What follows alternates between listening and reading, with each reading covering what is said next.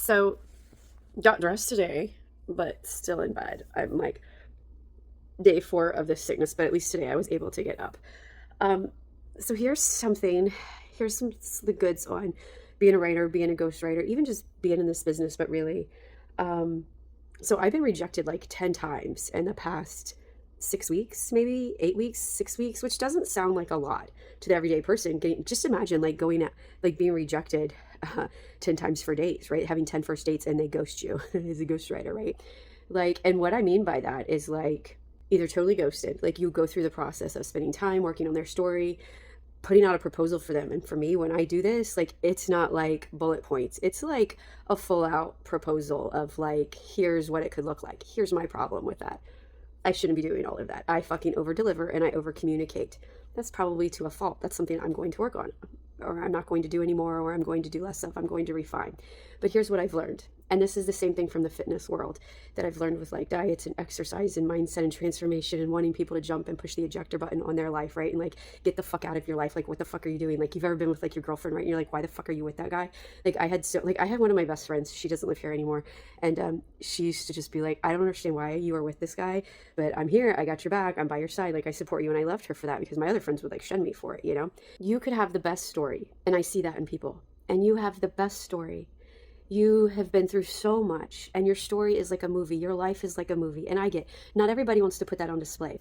But if you're thinking about writing a book about it, if people have told you to write a book about your life, if you're in the coaching industry, the consulting industry, if you're an entrepreneur, if you're like a guide or a healer or a leader, or you're a speaker, or you're wanting to be a speaker, or you have that urge inside, right? Like, because not everybody fucking does, right? Of course, like even the guy at the MRI machine yesterday, he's like, I have all these thoughts and ideas and I want to write. Like, when I was a fitness trainer, everybody wanted to be a fucking fitness trainer. Okay, just because you're good at working out doesn't mean that you're a good fitness trainer. Okay, just because you have a story doesn't mean that you can write it. Doesn't mean you can be the author of it, right? But it doesn't mean that you can write it. So I know I'm being discombobulated because I've literally been hit by a truck this week. I can't it's like I'm not ashamed to admit it, but it's like I know I've been put here to show people not to settle and not to survive and not to sit in their shit and to get back up. My coach told me yesterday or the other day, I don't even know what day it was because I was so freaking out of it. She was like, there's a buoyancy to Robin. And that really hit home for me. I had to rewatch it back because I was out of it. But like, I showed up for the call, barely, but I showed up. And I showed up with courage, vulnerable enough to cry and get upset. And yes, I'm all in my feelings because I'm sick and I don't feel good. And I even had to text like my client, and I was like, dude, like, I am so sick and I'm so sorry and I feel terrible, but like my brain is mush. I feel like shit. And she was like, I'm sick too. I'm like, am I shitty because I feel awesome that you feel shitty too and that we get to cancel this and we don't have to feel bad about it. We shouldn't feel bad about it. But here's the thing. So my coach is like, there's a buoyancy to you and you just get back up, right? And I want to show people that, and I want to teach people that. And those are the stories that I want to represent, and those are the stories that I want to tell, and those are the people that I've helped through fitness and transformation coaching and mindset coaching and so many of those years. And I want to do it through my writing now and telling your story. But I can't make you want to tell your story. I can't make you want to hand it over to me. I can't make you want to invest in it and pay the money for it. I can't make you want to do it or believe in it, or I can't sell it to you, right? Like, I can't sell you on the idea of your story. And that's hard for me because when I see it and you don't, it's like seeing the potential in somebody. And I saw that so much at the gym. And it's like a blessing and a curse with somebody like me because I see it. Like, I'm the person that watches the movie and the TV show and I see where the writing's going. I see where it's playing out. I know who the killer is. I know where the writer's going with it. Like, I see it before. I see the blind spots and the patterns. I see 10 layers deeper and where it can be, and holy what wow. And I was watching this The Hunting Wives, binging that while I was bed rotting yesterday, and man, that writer just went to town. She put everything absolutely in that book that she would possibly put in the book, and that's what you're supposed to do. And I guess I'm sharing this today because, like, one, you're probably ashamed to tell your story. Dude, my life is a movie. I know it's meant to be a movie. Will I fictionalize it? Absolutely. Because if I put it out there, I'd be calling out people who didn't ask to be in my movie.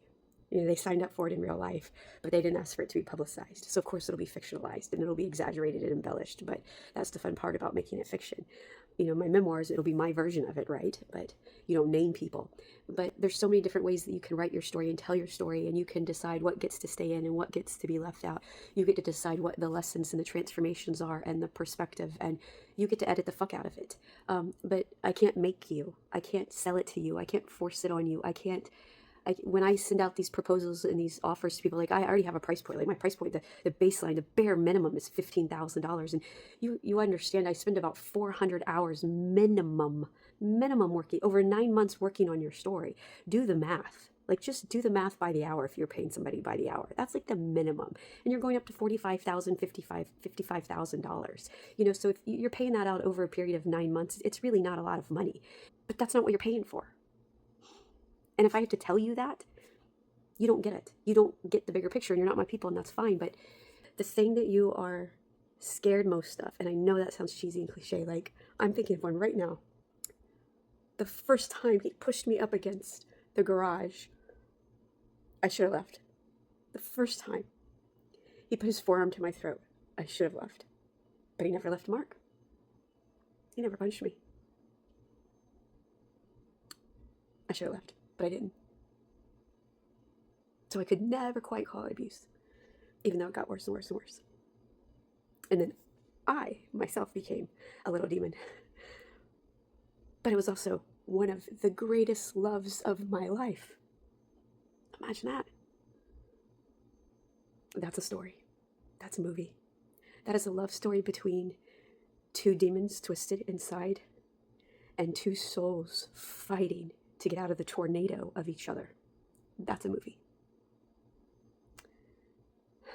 I could go so much deeper. Being told to get the fuck up. There's nothing wrong with you. You're milking it when you can't fucking walk and you're crawling on hardwood floors. When you're literally being killed from the inside out by a really rare infection that went misdiagnosed for 6 weeks, right before everybody's eyes. 9 doctors, all the MRI machines. So every time I get into an MRI machine, do you know the amount of strength it took not to have a PTSD episode?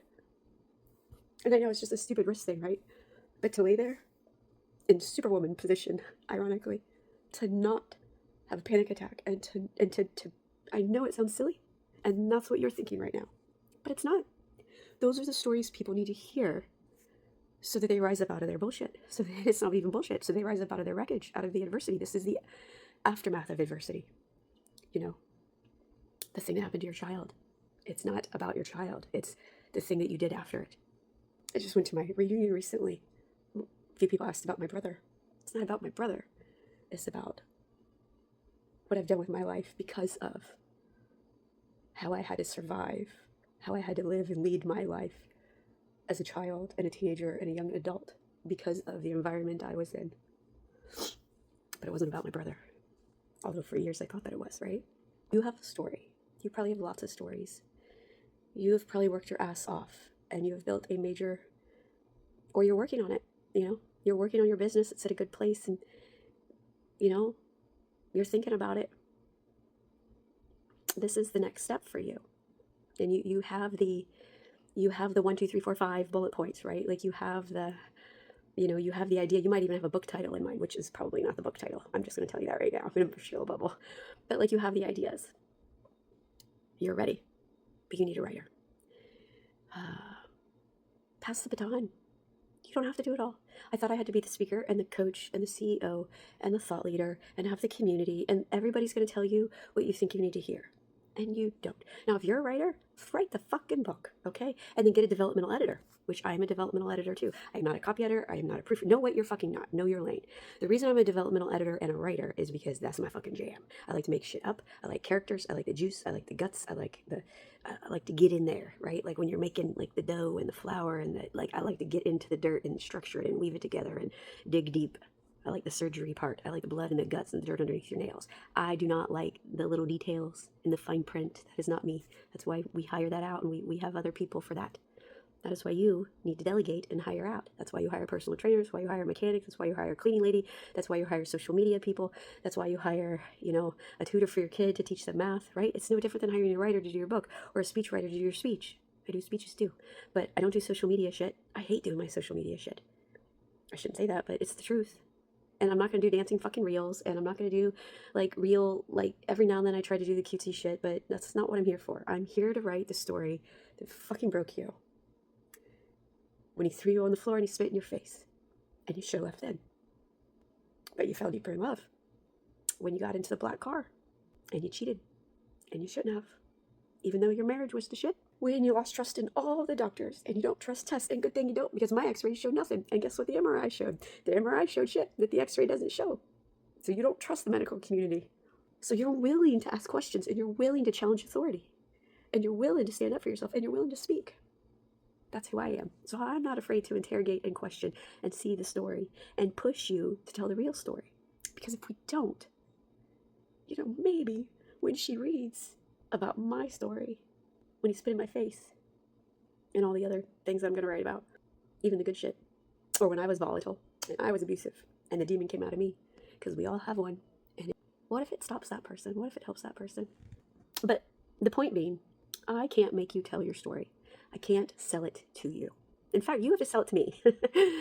That's actually the point. You actually have to sell your story to me, because I'm not writing just any story. I'm not going to spend 400 plus hours on a leadership book about policy or another blog. Do you know how many bestsellers I have that I've read the first couple chapters? I know they're not written out there by the people that I follow, and they're shit. I could go get them and point them out. They're terrible. I couldn't even get, oh my God, they're terrible. I want a page turner. I want something that I will binge all day, 8 hours, and read that shit in a day. I guess this is, you have to sell me on the idea of your book. I'm done trying to convince you that you have a story. I'm not going to convince you that you have a story. You know you have a story. You're just scared. You need courage to step up and tell it. You have the idea, the book name, you have your little lessons planned out. We're going to have to edge those up and make them a little more savage and spicy. But you know what they are. You know what you lived through. And this is what you stand for, and this is who you are and why who you are, and it's the proof of it. And it matters. It matters more than you think. And when it's done, you'll understand why. I can't sell you on you. I can't sell you on what you lived through. And I'm not going to try. I have done it. I have been rejected so many times trying to tell people, hey, you've got a story. I see it. This is good. When you're ready, like when you're done pussyfooting around like with your life about one day, next day, because that shit never fucking comes. It's August of 2025. Like seriously, it doesn't come. It doesn't come. And more shit happens. This doesn't stop me. She said I could keep typing. And this may be in a cast next week. We go next week to tell her what we're going to do. It's either this, a cast, or maybe she'll let me take it off. I don't know. But I think that's the answer in life, is only you can sell yourself on the idea of your story. You have to trust the person, I think. And I get it. Like, who the fuck is this, right? Who the fuck is this person? I'll air my dirty laundry if it makes you feel better. Like, as much as I'm going to air besides what me and God know. But I think that's one of the things that makes me different, is I'm not just a writer. It's not just words to me. I literally, with one of my clients now, I cry when I'm reading and writing her stuff. I cry at stuff she sends me. Like, I'm in it. Like, I almost become her when I'm writing it. Like, that's how close I get to it. She recently just got back from something, and I look at me. This is not, I am no actress. If you tell me to do a script and I fuck up, like I get all mad and pissy. Like, I'm no actress. I don't know how people act. Like, I'm terrible at that. I put my heart and soul into it. So you have to trust and have connection with the person, unless you just don't give a shit and you just want to get some stupid little niche down Amazon thing. And I get it. You want that for numbers or money, and I get the whole return. I get it. I want all those things too. And I'm writing with all that in mind, and I'm praying with all that in mind. I get it.